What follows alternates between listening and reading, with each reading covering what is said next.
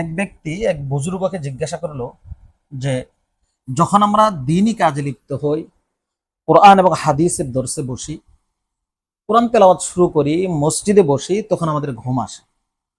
আর যখন আমরা দুনিয়াবি কাজে লিপ্ত হই, নাটক দেখি, সিনেমা দেখি, যাত্রা দেখি, বন্ধু বান্ধবের সাথে আড্ডা মারি, তখন আমাদের ঘুম আসে না। এমনটা হয় কেন? তো ওই বুজুর্গ খুব চমৎকার একটি উত্তর দিয়েছিলেন। হয় না আমাদের সাথে এমনটা? মসজিদে গিয়েছি, জুমার দিন বয়ান শুরু হয়েছে, 5 মিনিট যাওয়ার আগেই ঘুম চলে আসে। কোরআন তেলাওয়াত করা শুরু করেছি, 1 পৃষ্ঠা পড়ার আগেই ঘুম চলে আসে। তালিমে বসেছি, একটু সময় পরে ঘুম চলে আসে।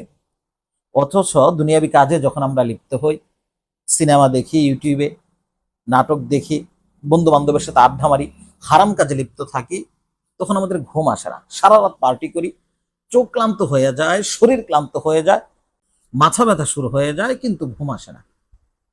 ওই বুজুর্গ তখন খুব চমৎকার ভাবে বললেন যে দেখো, ঘুম গোলাপের পাপড়িতে আসে, গোলাপের কাঁটায় নয়।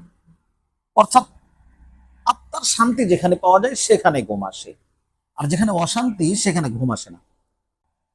মসজিদে প্রবেশ করলে আত্মার শান্তি আসে, ঘুম আসে। কোরআন তেলাওয়াত করলে আত্মার শান্তি আসে, ঘুম আসে। তালিমে বসলে আত্মার শান্তি আসে, ঘুম আসে। সম্মানিত সুধী, এটাই দিন এবং দুনিয়ার মাঝে পার্থক্য।